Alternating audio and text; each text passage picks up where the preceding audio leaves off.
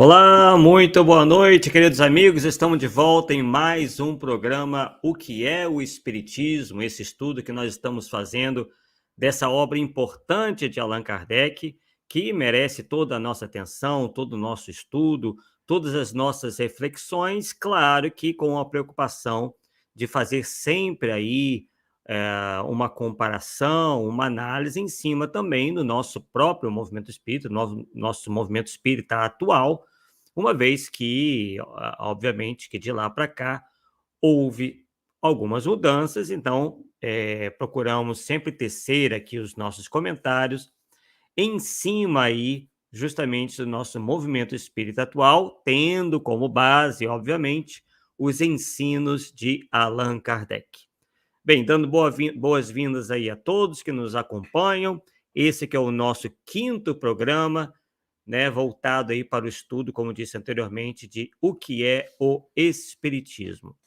Vamos então aqui compartilhar com vocês a nossa tela, né, onde paramos justamente aqui nesse ponto, ó, nessa frase. Então vamos lá. Kardec estava, né, só para relembrar, estava tendo um diálogo com um crítico do espiritismo.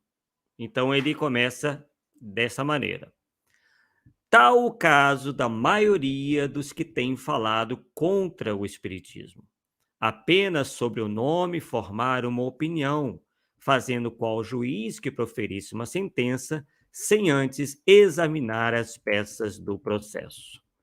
É o que acontece muitas vezes conosco. Nós, por vezes, analisamos determinada coisa, determinada ideia, determinado livro, determinado trabalho, sem antes examinarmos, né? Então, às vezes, nos precipitamos nesse julgamento, né? Julgamento aí no sentido de análise, né? De crítica, e a chance de estarmos errados quando proferimos essa sentença, como se fosse um juiz, de maneira apressada, realmente fica muito grande. Então, é preciso que tenhamos cuidado aí.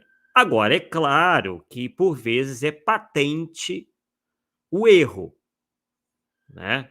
Então, por exemplo, quando é o que nós temos feito, por exemplo, existe um médium por aí, por exemplo, na atualidade, que diz que percorre todo o universo, que tem um contato direto com Deus, chega até a repetir algumas falas de Jesus como se fosse o mesmo, ou tivesse a mesma condição, né? Então, obviamente que ali, por algumas falas da pessoa, você já vê ali que há um problema. Ou é uma fascinação, ou alguém se fazendo passar por algo que efetivamente não é, para atrair atenção, para fazer sensacionalismo. É claro que você não precisa investigar a vida da pessoa inteira para notar que ali há um problema, né? Então, há situações e situações que a gente tem que analisar. Continuando, a consequência foi, ele dizendo ao crítico, que seu julgamento feriu em falso e que, em vez de persuadir, ocasionaram riso. Quer dizer, a crítica aquela pessoa, né, que se coloca como crítica do espiritismo, foi tão mal feita que, em vez de convencer as pessoas que o espiritismo é ruim, que o espiritismo é falso, ele acabou tendo um efeito contrário e aquilo se voltou contra o crítico. Então a gente precisa ter esse cuidado, né? Que quando for lançar um pensamento crítico, fazer uma análise, que a gente esteja efetivamente bem embasado. É o que nós, né, e tantos outros confrades procuram fazer, né, sem, obviamente, deixar de lado o senso crítico, né, isso é importante, nós não podemos há certas coisas que não é bom para o movimento espírita nós deixarmos para lá, né, mas quando tivermos oportunidade, temos que estar preparados, né, bem embasados, principalmente na doutrina, né, para tecer, então, aquela análise crítica, que pode ser a análise de um livro, análise de uma mensagem, análise de um comportamento, né, principalmente na mediunidade ou do médium, né, para que a gente possa identificar ali com bases seguras onde que está a falha. Continuando, a maior parte dos que seriamente têm estudado a questão mudou de ideia, e mais de um adversário se tem tornado adepto do espiritismo quando reconhece que o seu objetivo é muito diverso daquele que supunha. É o que acontece quando, né, a pessoa efetivamente passa a procurar conhecer aquilo que ela está criticando. Como o espiritismo nada traz de mal, muito pelo contrário, né, o verdadeiro espiritismo, aquele que se encontra nas obras fundamentais, que é fruto de todo um trabalho de elaboração de um espírito de uma alta capacidade, né, que foi Allan Kardec. Então a gente vê claramente a pureza, a sensatez, né, da doutrina. Agora, o que veio depois, né, pode estar mais ou menos certo, né? Se estiver em conformidade com a doutrina, né, possibilidade de, de estar certo nos seus postulados é muito grande. Agora, aqueles que tentam se afastar, né, que tentam trazer novidades sem levar em conta que as leis não se modificam, que os espíritos superiores ditaram uma doutrina muito sólida, esses a gente tem que realmente ficar aí com um pouco de pé atrás e, né, caso traga novidades, o que eles dizem que são novidades, temos que não aceitar, né, de imediato, mas aguardar que o consenso geral venha a confirmar.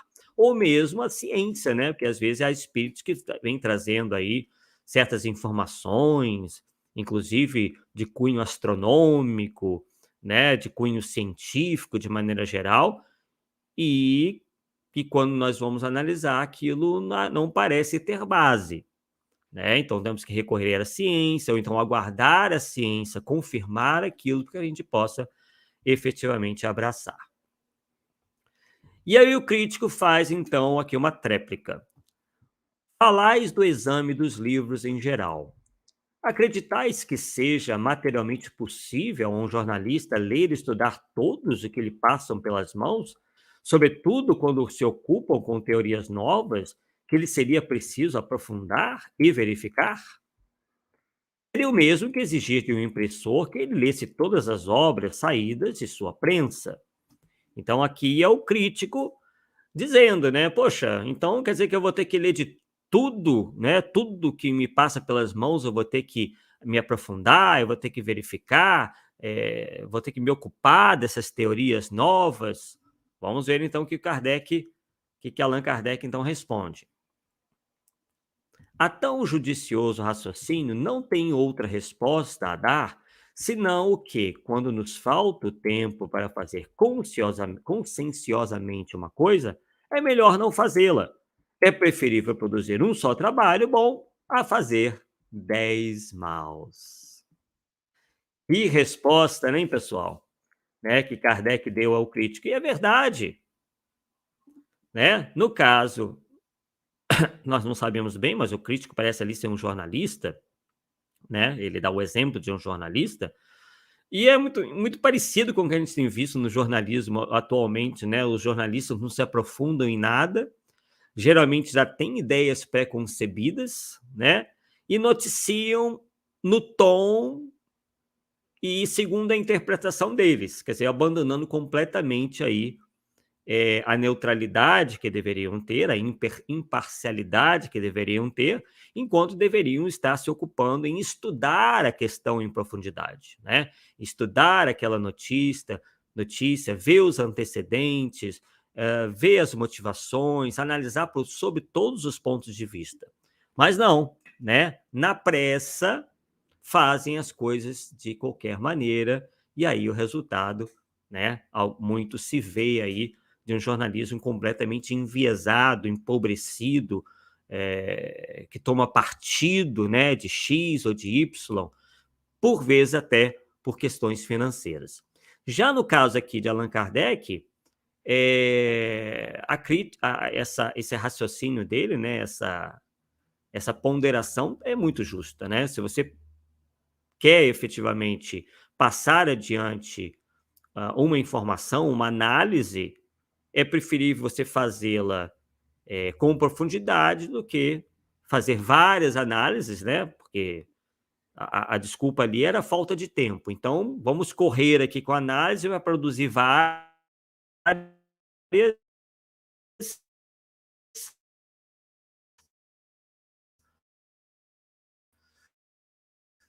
e acabam, né, por vezes nos dedicamos a fazer uma série de coisas ao mesmo tempo, fazendo-as todas mal.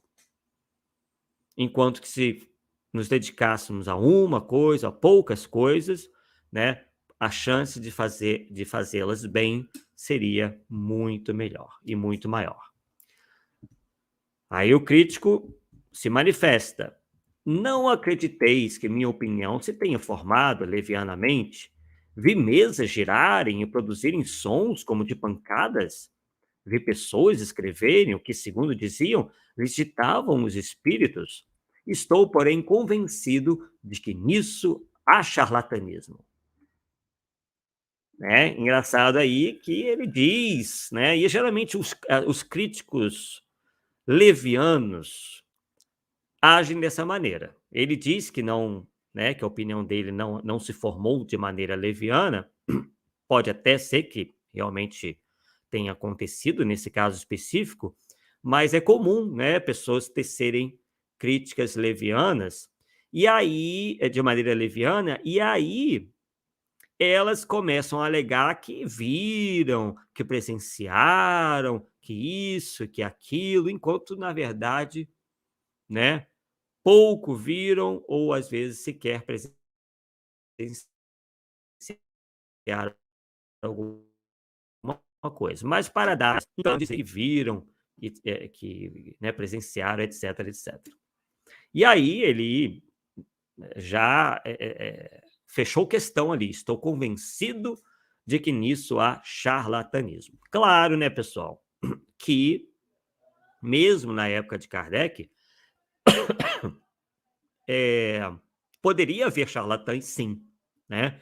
Pessoas que se aproveitavam daquilo que foi uma espécie de modismo, né, para levar vantagem. Isso acontece né, em todos os setores, em todas as religiões, em todas as áreas praticamente, existe até na medicina.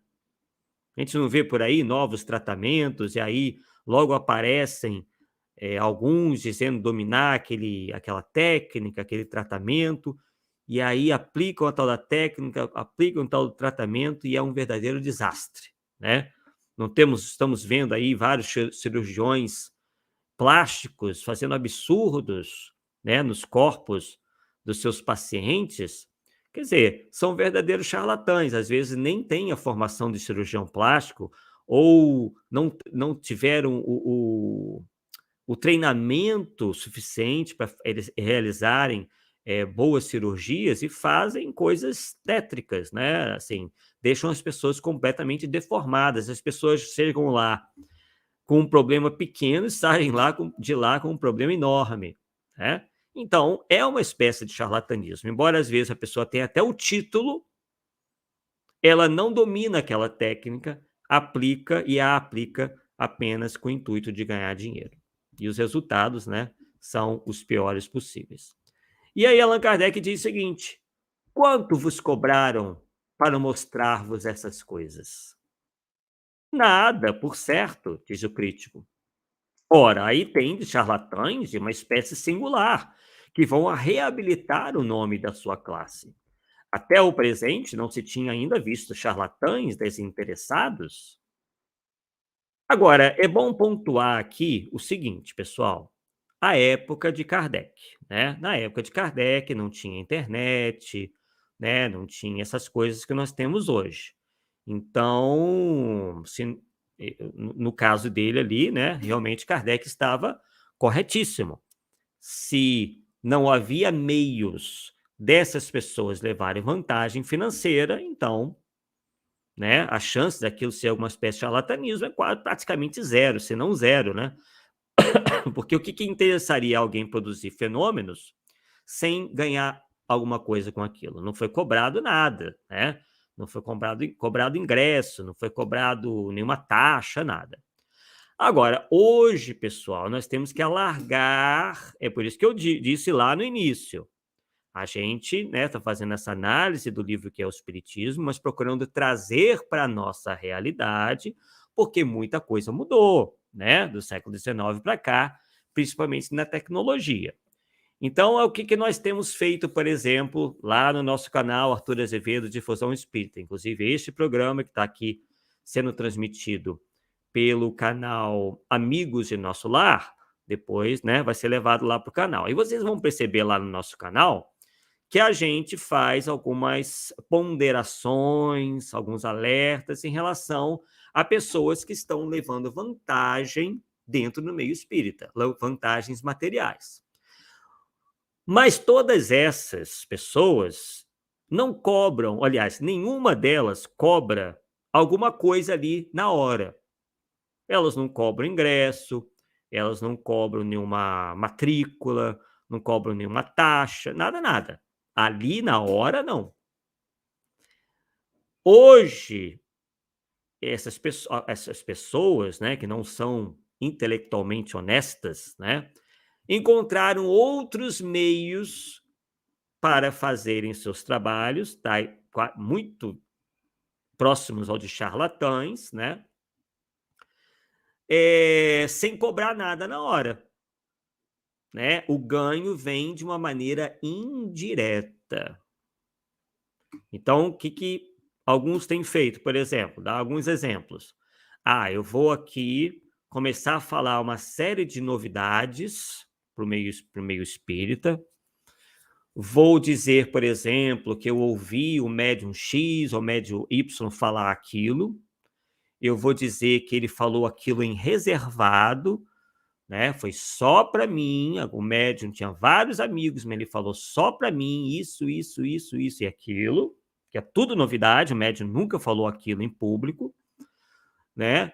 E para eu divulgar isso, eu vou abrir uma editora, eu vou abrir um canal no YouTube, que também vai me pagar bem, porque muita gente vai acessar, e muita gente acessando, aí, né, o YouTube vai me pagar muito bem, né? Fora aí os holofotes, fora aí a fama que eu vou contrair, porque afinal de contas eu fui muito amigo do médium X e do médium Y, e hoje eu estou falando em nome dele. Outra tática também, né? Vou fazer aqui um trabalho espiritual, né? Vou me passar aqui por médium, vou começar a dizer um montão de coisas, tem também de cunho sensacionalista, de ETs se comunicando, de pessoas famosas se comunicando, até Jesus mesmo, né? Vou começar a receber Jesus, receber espíritos tidos como iluminados, né? E aí eu vou lançar isso no YouTube também, e a monetização vai lá em cima, né? Por que que não vai gostar, né, de ver alguém recebendo Jesus, né, uma série de espíritos, né? Espíritos até das religiões afro-brasileiras. Vou fazer essa mistura, vou misturar ET com preto velho, com espíritos do orientalismo, né? Vou receber todo mundo, né? Isso vai atrair mais gente, vai atrair o espírita, vai atrair o católico, vai atrair o umbandista, né? Vai atrair o esoterista, ou a pessoa orientalista, né? Que gosta das doutrinas orientais.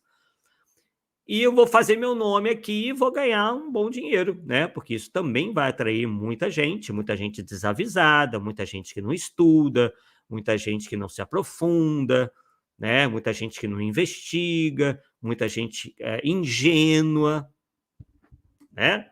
E aí vou montar uma estrutura boa aqui na internet, eu vou montar vários podcasts, eu vou colocar os meus vídeos em todas as redes sociais, né? Enfim. E aí, como eu disse, Quando a pessoa que vai lá ver esse pseudo-médium, esse suposto médium, ele não cobra nada de ninguém ali, né. A vantagem está vindo de maneira indireta e que as pessoas nem vão saber que ele está recebendo. A maioria não sabe, não tem ideia, né, que que que que o YouTube remunera, principalmente quando o canal tem muitas visualizações, né. Então é assim. E aí vão se criando esses charlatães que parecem desinteressados, parecem pessoas desinteressadas, mas na verdade não o são, né. Elas têm um interesse oculto naquilo dali, coisa que na Allan Kardec não se tinha os recursos para realizar, para fazer. Ou cobrava ali na hora ou já era, né. A pessoa ia embora, ela não tinha como receber nada da pessoa, nem de canal, nem de YouTube, nem de livro, nem de nada, né. Vamos lá. Vamos até hoje às 10 horas. Hoje estamos num horário excepcionalmente diferente, né. Começamos um tanto mais tarde, mas vamos fazer a nossa meia hora de estudo, então, portanto, hoje até às 10 da noite. Prossegue Kardec: suponhamos que um gaiato de mau gosto tenha querido uma vez divertir-se assim. Será crível que as outras pessoas presentes pactuassem com ele? Demais, com que fim se fariam elas cúmplices de uma mistificação? Direis que com o fim de recriar a sociedade. E aqui também vale mais uma vez esses alertas que nós estamos fazendo em relação aos espertalhões, né, que andam por aí explorando a mediunidade e falando em nome do espiritismo. Esses charlatães, eles e essas pessoas, por vezes, também têm os seus cúmplices, tá? Esses cúmplices, há os cúmplices ingênuos, aqueles que acreditam naquela situação ali, e há os cúmplices comprados, né? Pessoas que estão ali podem fazer até parte do mise-en-scène, né? Eles fazem aquela cena toda como se estivesse acreditando naquilo, mas estão ganhando também por fora, né? Então se formam verdadeiras pequenas quadrilhas, né? Porque quando a pessoa está sozinha, ela tem uma credibilidade X. Quando ela está acompanhada de outras pessoas, a credibilidade dela é 2x, quer dizer, aumenta, né? Então todo charlatão geralmente procura se servir de cúmplices, mas aqueles cúmplices estão ganhando alguma coisa a maioria das vezes, né? Nesse caso de Kardec também não tinha o porquê, porque ninguém teria a ganhar nada sendo cúmplice de uma mistificação. Segue Kardec: concordo em que uma vez se prestassem a tal brinquedo, quer dizer, uma vez ainda vai lá. Porém, quando esse brinquedo dura meses e anos, julgo que o mistificado é o próprio mistificador.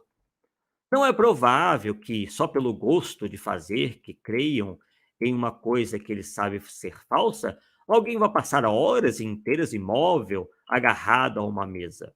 O gosto não equivaleria à pena. Quer dizer, quem é que ia deixar, né, pessoal, de fazer as suas coisas, né, de tratar da sua vida para servir de ajudante de um mistificador? Ninguém faria isso, né? Então não faz o menor sentido. Novamente, na época de Kardec, as coisas para os charlatães, né, era muito mais difícil porque, né, não tinha esses outros recursos que nós temos hoje. Bem, dando aqui boa noite a Shirley Siqueira, que nos visita aqui no nosso estudo, que é o Espiritismo de Allan Kardec, ela que fala de Poços de Caldas, em Minas Gerais. Bem, vamos lá então. Kardec diz dizendo o seguinte: antes de julgar isso uma fraude, é preciso indagar que interesse havia em enganar. Essa frase, pessoal, é importantíssima, né? Indagar que interesse havia em enganar. Às vezes nós não encontramos nenhum interesse, né? Nós pensamos aqui, poxa, mas qual tem? Ela aí não tem meio. A gente vê, né? Pô, essa pessoa não tem jeito de estar tentando enganar, porque ela efetivamente não tem razão nenhuma para isso. Ela não tem nenhum incentivo financeiro, ela está gastando seu tempo ali sem ganhar nada, né? Agora, outras vezes tem, né? A gente tem que ficar atento a isso. A gente não pode simplesmente, né? Os espíritos não querem que nós sejamos cegos perante os enganos, perante os embustes, né? Os espíritos e o próprio Allan Kardec, por várias e várias oportunidades, várias e várias vezes, nos alertaram em relação às fraudes, aos charlatães, aos embusteiros, tanto os encarnados quanto os desencarnados. Se eles nos alertam, é que nós devemos estar alertas e não fingir que não está acontecendo, e não simplesmente nos calarmos, né? Frente a essas ações, né? Então, cabe ao espírita não ter essa postura inerme, essa postura parada, né? De cruzar os braços, Deus vai resolver, os espíritos vão resolver. Não, tem a parte dos espíritos, tem a parte de Deus, óbvio, né, que está no controle de tudo, mas tem a nossa parte também, né? Nós não podemos ficar simplesmente de braços cruzados, principalmente quando temos a oportunidade de alertar a outras pessoas para que não caiam na fraude, para que não caiam, né, nesse tipo de mistificação. Prossegue Kardec. Ora, não deixareis de convir que há pessoas que não se coadunam com a mais leve suspeita de embuste. Pessoas cujo caráter já é uma garantia de probidade. Vejam aqui, pessoal, para quem tinha alguma dúvida, que aqueles que não se coadunam com a mais leve suspeita de embuste, geralmente têm que caráter? Um bom caráter. Só alguém ou só pessoas de mau caráter poderiam se coadunar com um embuste. E o que nós, individualmente, temos feito no movimento espírita? Temos visto as barbaridades, temos visto pessoas se aproveitando do espiritismo, e o que nós fazemos? Não, vamos orar. Não, deixa que Deus vai resolver, os espíritos vão resolver. Nananina, não. Os espíritos sérios jamais disseram isso. Os que dizem isso, inclusive, podem ser embusteiros, porque os embusteiros não querem ser julgados, não querem ter as suas máscaras no chão. Eles não querem ser desmascarados. Então eles dizem: não critiquem, não julguem. Por que eles dizem isso? Porque não querem a crítica sobre eles. Porque se eles tiverem a crítica sobre eles, acabou o trabalho deles, acabou a mistificação, acabou o embuste, acabou a enganação. Eles não querem isso. Prossegue Kardec. Coisa muito diversa seria se tratasse de uma especulação, porque a tentação do ganho é má conselheira. Mas admitindo mesmo que, neste último caso, ficasse bem comprovado o manejo fraudulento, isso em nada ofenderia a realidade do princípio, porque de tudo se pode abusar. Então, Arthur, quer dizer que, então, se há charlatães, se há embusteiros, quer dizer que fenômeno mediúnico não existe? É tudo uma mistificação? Não. Kardec está nos dizendo aqui. Isso não é prova de que todos sejam embusteiros, de que todos sejam charlatães. Não, são casos pontuais, né? Assim como também há embusteiros nas ciências, há embusteiros no mundo artístico. Tem uma época aí, por exemplo, que teve uma onda de artistas que se apresentavam em playback. Eles não cantavam nada. Quem na verdade, gravava eram outros cantores e quem se apresentava era alguém bonitinho, que sabia dançar, que tinha uma boa apresentação, mas ele não tinha voz nenhuma. Eles cantavam só de playback. Não são embusteiros? Quer dizer que então não existem os bons cantores? Que os verdadeiros cantores, aqueles que vão lá na frente e cantam sem ser de playback, cantam ao vivo? Não, né, pessoal? Então toda generalização, né, é perigosa. A gente não pode, né, fazer uma generalização como essa.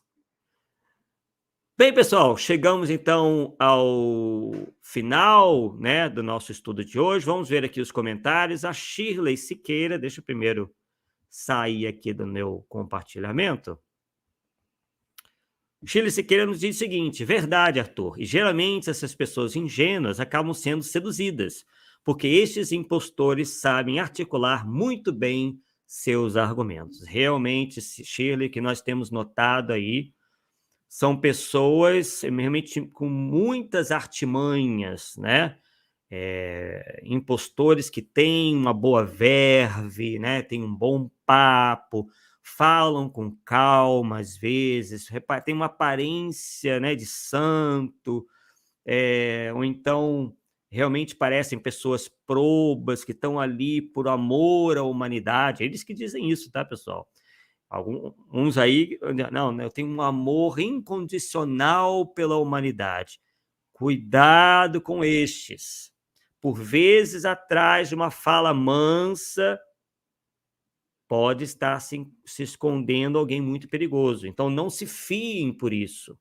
Tá? Se fiem no geral, né? Analisem tudo e não só um aspecto.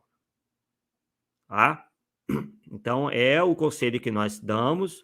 Nós que estamos aí já desde lá os anos 90 nesse trabalho, né? Claro, de estudo da doutrina espírita, de difusão do espiritismo, mas também que estamos de olho em relação a esses embusteiros, esses mistificadores, tanto do além, né? Os falsos profetas da erraticidade, como também os elementos encarnados que se fazem valer do espiritismo ou da mediunidade para levarem toda uma série de vantagens. Bem, pessoal, agradecemos, portanto, por mais essa oportunidade. Estaremos de volta na próxima... Hoje é quinta-feira, né? Próxima quinta-feira, né? A princípio aí no horário das 8h40, mas se houver alguma modificação de última hora, a gente vai procurar avisar com a maior antecedência possível. Ok, pessoal? Um forte abraço a todos, fiquem com Deus, bom descanso e até a próxima. Tchau, tchau.